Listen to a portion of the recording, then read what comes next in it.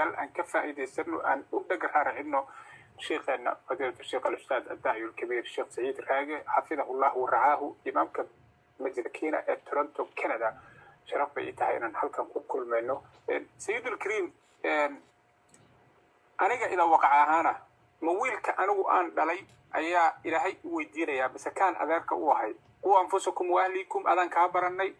انظر عشيرتك الأقربين أذن كابرني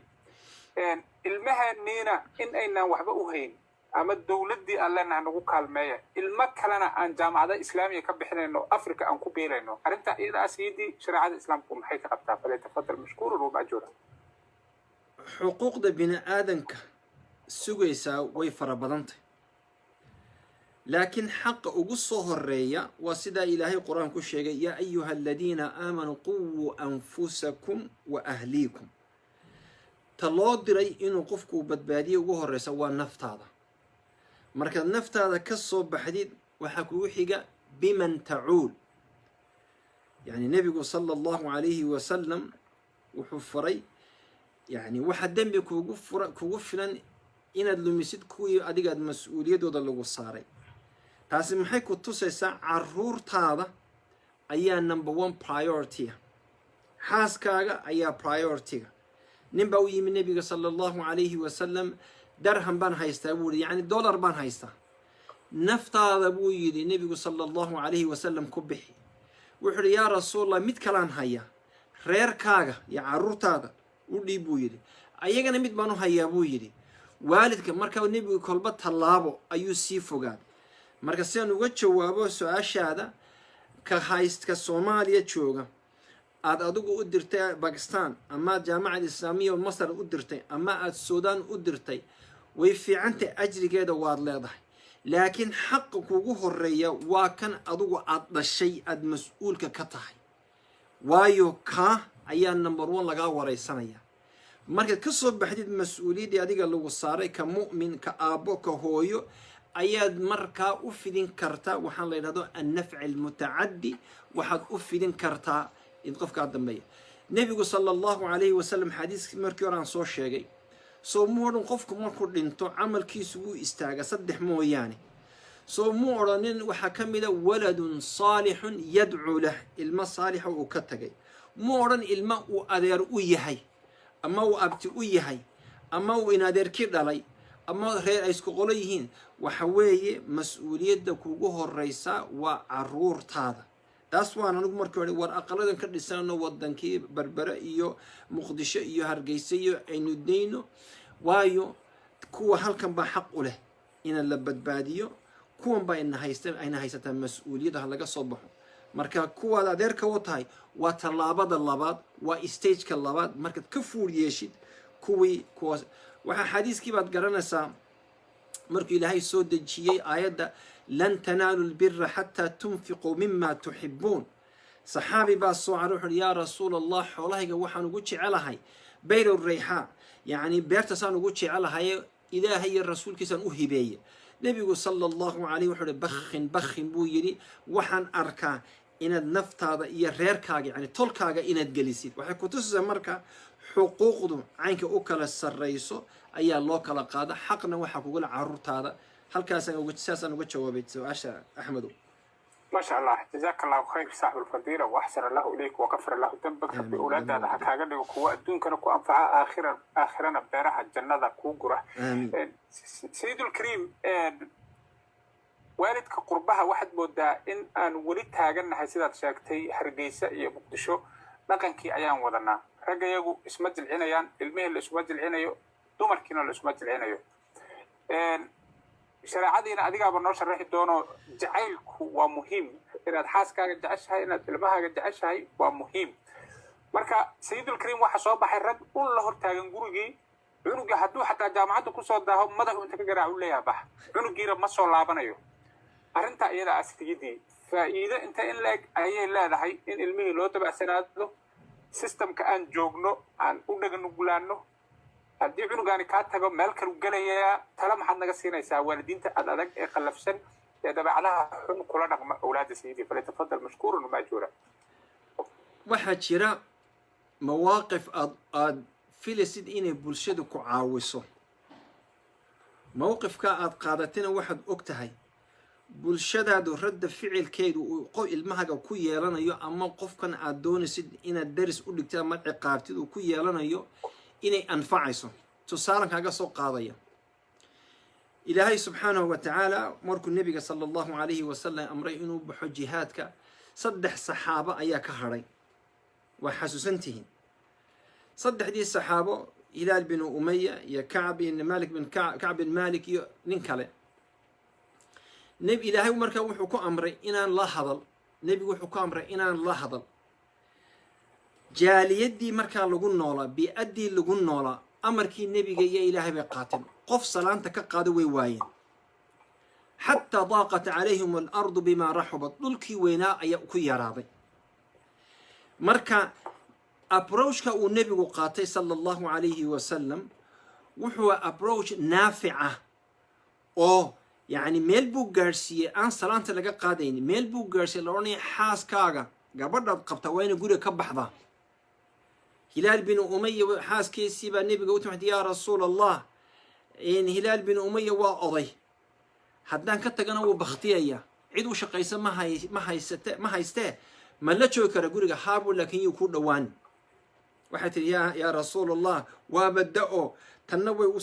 soo korodhday farba ma qaadi karo waxaan uga jeedaa taas waan usoo socdaa may-addaasoo kale haddaad ku nooshay inaad qofka ku adkaatid ama aad yani waar iga bax way fiicanta yani mar baan garanaya anoo sacuudiga joogo oo yar ayaa dee ilmo yar baan ahaa malaa 13 jeer meelahaasaan ahaa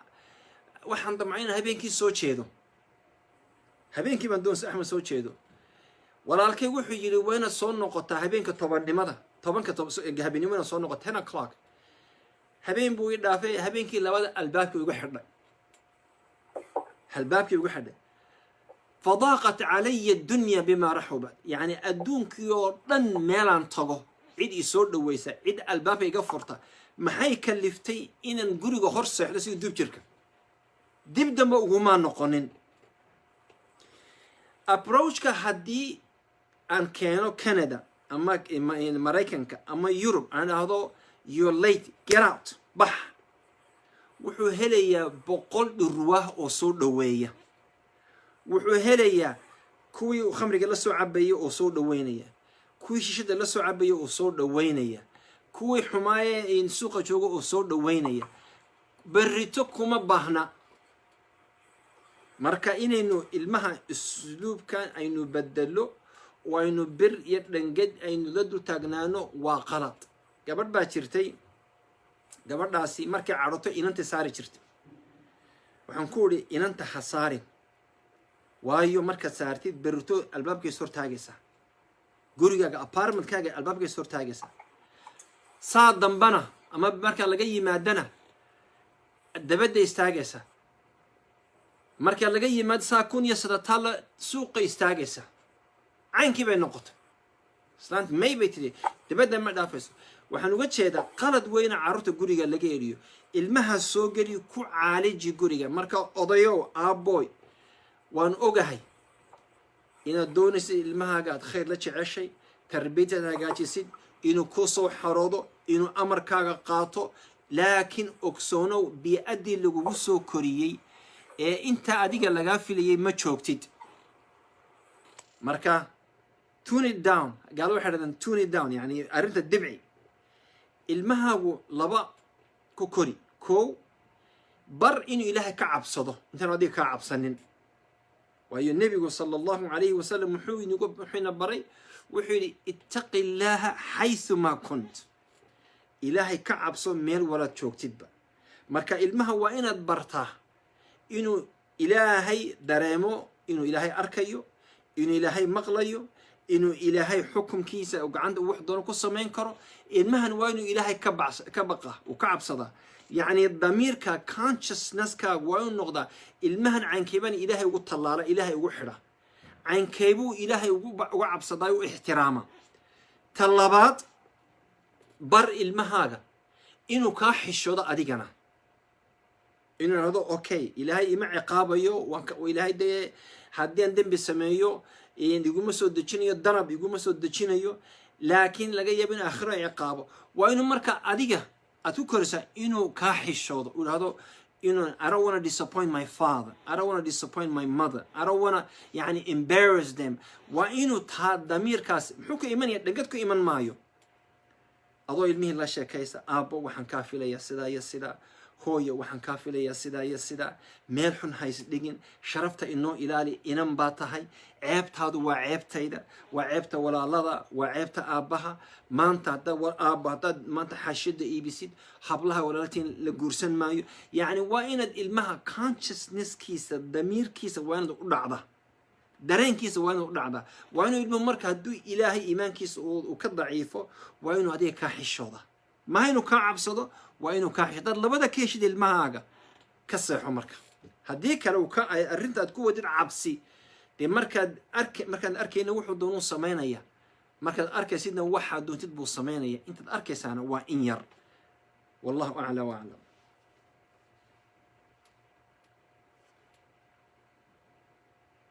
axmedow laguma maqlayo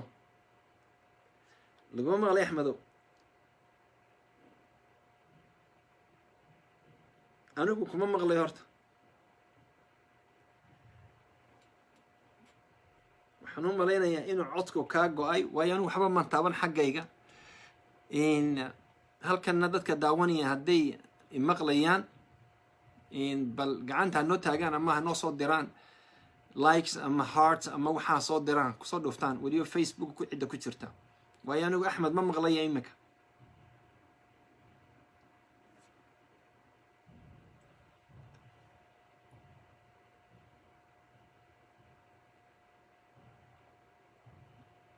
ma ku maqlaya axmed walaalo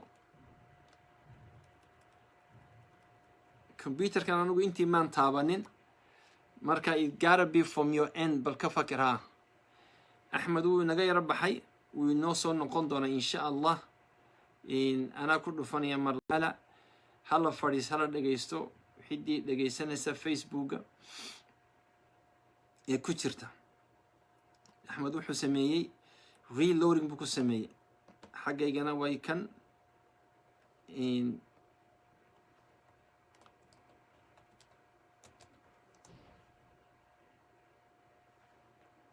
الله ما شاء الله سيدي الكريم كان كم مغلى ما شاء الله جزاك الله خير صاحب الفضيلة ربي سبحانه وتعالى دنبك هذا فحنا وحفظ سيدة وحفظ أبو الأنبياء والمرسلين نبي الله إبراهيم عليه السلام ولك المثل جزاك الله خير صاحب الفضيلة نورد أمريكا يوروب قاعدة ما تعلو صحيح هذا هو اللي تدليا ولا استقاليا وكبر يخطب أيضا إلهي اللي شكرين marka in waalidku isdiriro oo waalidkii isfahmi waayo dhaawac inta in leeg ay u yeelan kartaa awlaadda la korinaya sayidii fale tafadal mashkuuran wa maajura horta waxa la isku leynayaa ma aha in gaajo iyo cunto sidaas sheegtay axmedow waxa la isku leynayaa waa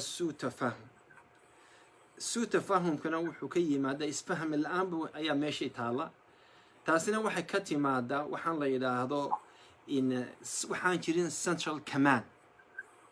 command waxaa la doonaya yani dowladdu waxay leedahay madaxweyne wilaayadooda waxay leedahay markaa governor ama waxaan ku nahno premier magaalo walba waxay leedahay mayor xaafad walba waxay leedahay councilor guri walba waa inuu yeesha markaa